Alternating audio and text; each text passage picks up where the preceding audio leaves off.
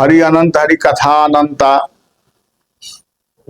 परमात्मा के विषय में कहा गया है कि परमात्मा का चरित्र अनंत है, उनका महिमा अनंत है और उनका ऐश्वर्य अर्थात कला भी अनंत है। तो हमें प्रभु की महिमा में, प्रभु की कला में ही साधक को अंत होना चाहिए। साधक जो साधना से जुड़े हुए हैं और प्रभु की उपासना लेकर के चल रहा है, सो उपासना के मुताबिक हम चल रहे हैं और प्रभु की महिमा अकथनीय है, अवर्णनीय है। तो यहाँ पर ये कुछ ऐसे कथावाचक हैं, कुछ ऐसे विद्वान और पंडित हैं जो जितने की बात है ग्रंथों में लिखा है, जितनी बात उसके अंदर है कथा के रूप में, उतने ही लोगों के बीच में वो रख रहे हैं। वो अपना साधना आराधना के अनुभव से वह कुछ दे नहीं रहे हैं लोगों को। ये तो हम समझ रहे हैं कि जन्म जन्मांतर का फेरा लोगों का लगा हुआ है। यही सुनते सुनते सुनते फिर शरीर छूट जाता है, फिर मनुष्य को जन्म लेना पड़ता है। भैया जीवन मरण के जो संशय है, जीवन मरण का जो लगा हुआ है, कड़ी जो लगा हुआ है, उससे छुटकारा मिलना चाहिए। तो छुटकारा जब तक सदगुरु वैद वचन विश्वासा संयम करें विषय के आशा, सज्जन करें विषय के आशा, सदगुरु वैद वचन विश्वासा। सदगुरु सदमार्ग को दिखाते हैं, मंजिल तक पहुंचा देते हैं, लेकिन इस समय में सदगुरु का अभाव है। खुद सदगुरु जो बनते हैं इस समय में, उनका मन खुद ही अस्थिर नहीं और नियंत्रण में नहीं है। इसीलिए सही उनको खुद मालूम नहीं है, सही क्या है गलत क्या है। ये जो पुराणों में जो लिखा है और रामायण में जो गोस्वामी जी ने लिखे हैं, उसके अनुसार ही लोग चल रहे हैं, उसी के बाउंड बना करके चल रहे हैं, बाउंड पेपर, और उसी के आधार पर सारा दुनिया को समझा रहे हैं। यहां तो 4 आचार्य हैं, 4 वक्ता है, 4 श्रोता है, 4 वक्ता है। वो तो परमात्मा का चरित्र को चित्रण करते करते, उनके महिमा को गाते गाते खुद वह स्वयं अपनी बात बताने लगते हैं कि मैंने ये देखा, वो देखा। ये जो भ्रमणशील उन्होंने किया, परिक्रमा किया, सारा दुनिया को सो दिखाया लोगों को। मैंने परिक्रमा किया, मैंने भटक गए परमात्मा के विषय में, ऐसे करके लोगों को बीच में रखा गया है। लेकिन बाद में जब भजन का मात्रा पूरा हो गया है तो अनुभव की बात बताने लगे। वही चीज बताते हैं, जागवल्क जी बताते हैं भारद्वाज जी से कि हे भारद्वाज, ऐसे शास्त्र का ज्ञान वैदिक ज्ञान और पौराणिक ज्ञान ये पता नहीं है कि कहां तक लोगों को खींच करके ले जाएगा। ऐसे करते करते दुनिया से चल पड़ोगे, तुम्हारा अंत हो जाएगा। अर्थात यह दुनिया का अंत नहीं है, शास्त्र का अंत नहीं है, तुम्हारा अंत हो जाएगा। तुमने क्या पाया? जीवन भर संसार रूपी समुद्र को मंथन करते रह गया, मिला कुछ नहीं मिला। तो यही लोगों को एक 70-80 वर्ष के महात्मा थे, उनसे पूछा गया प्राप्ति के विषय में, तो उन्होंने कहा कि महाराज हम अब क्या बोल सकते हैं, मुझे गुरुदेव जो पाठ पढ़ाए उस पाठ को पढ़ते रह गए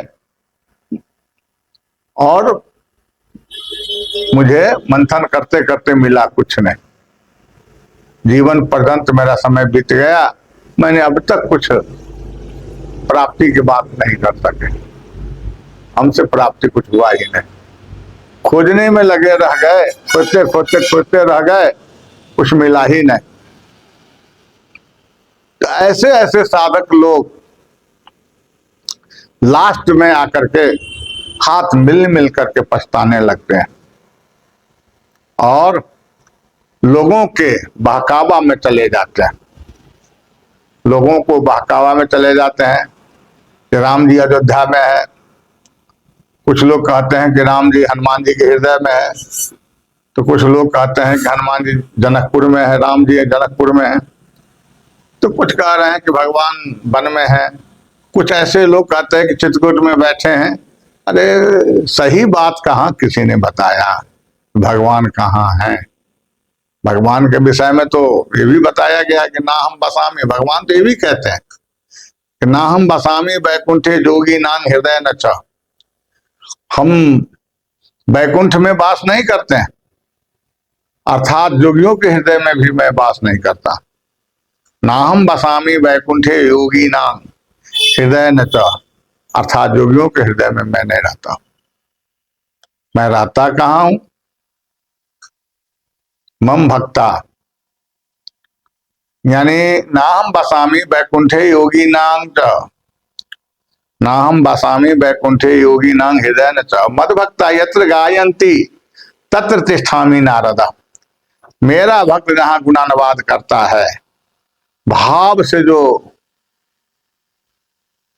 याद करता है, भाव से जो स्मरण करता है, भाव रूपी सागर में जो डूब जाता है, वहां मैं खुद उस भक्त के पास पहुंच जाता।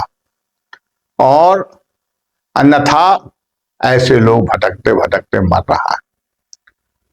प्रश्न उठता है, जो भगवान कहते हैं, ऐसे संत लोग बताते हैं कि 4 धाम है, धाम का नाम भी बताते हैं, श्वेतवान रामेश्वरम, बद्री आश्रम, श्वेतवान रामेश्वरम, बद्रिकाश्रम, द्वारिकापुरी और जगन्नाथपुरी। जगन्नाथपुरी, ये 4 धाम मुख्य रूप से है। ये भी बताते हैं चारों धाम का मालिक कौन है, तो राम धाम धामाधिपति, अवतारण पति राम, सकल सिद्ध जानकी चौके पति हनुमान, सकल सिद्ध श्री जानकी चौके पति हनुमान। तो ये भी बताया गया है कि चारों धाम का मालिक अयोध्या को कहा गया, चारों धाम का बागडोर अयोध्या के हाथ में। और ये सब तो करते करते लोग भटकते भटकते मर जाते हैं, और सफर करते करते सफर का भी पता नहीं चलता है कि माँ का किस कारण बस क्या मेरा उद्देश्य है और मैं किस मंजिल तक तय कर सकता हूं, ये भी उसको पता नहीं है, किसी ने बताया ही नहीं। सीधे महात्मा लोग लोगों को बहकावा में डाल देते हैं।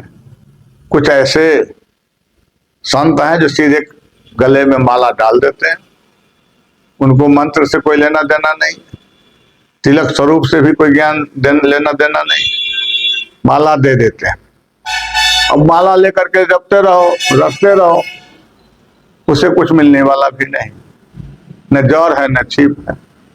ऐसे बहकावा में कुछ लोग पड़े हुए हैं। कहते हम तो गुरु कर लिए। अरे गुरु कर लिया, गुरु ने क्या दिया मुझे याद नहीं है, मैं भूल गया। अब लो, गुरु ने दिया तो भूल गया, तो संदेश लेकर कैसे जाएगा? क्या लेकर के जाएगा? तुम्हें जो कुछ रतन दिया परमात्मा गुरु ने, उस गुरु वह रतन को तो यहीं भूल गया, यहीं बिसर गया, तो फिर तुम्हारे साथ क्या जाएगा? कुछ नहीं जाएगा। तो यही चीज है। सब धाम की चर्चा तो किया गया ही, तो बाहरी धाम है, अंदर आत्मा की धाम के विषय में तो किसी ने बताया ही नहीं। ये बाहरी सफर होता है। लोग अमरनाथ जाते हैं, ये सफर ही है। अमरनाथ का यात्रा भी एक सफर है, जगन्नाथ का यात्रा जो है ये भी एक सफर है, बद्री आश्रम का, बद्रिका आश्रम का यात्रा जो है ये भी एक सफर है। सब सफर तो है, लेकिन सबसे बड़ा सफर जो है सो मानव का जीवन रूपी जो यात्रा है, यह सबसे बड़ा सफर है। इस यह सफर से बढ़कर दूसरा कोई सफर नहीं है। प्रश्न उठता है, अब धाम की बात है, सबसे बड़ा धाम साधन धाम अक्षर द्वारा, आई न जहीं पर लोक संभारा। सबसे बड़ा धाम मानव का शरीर है, और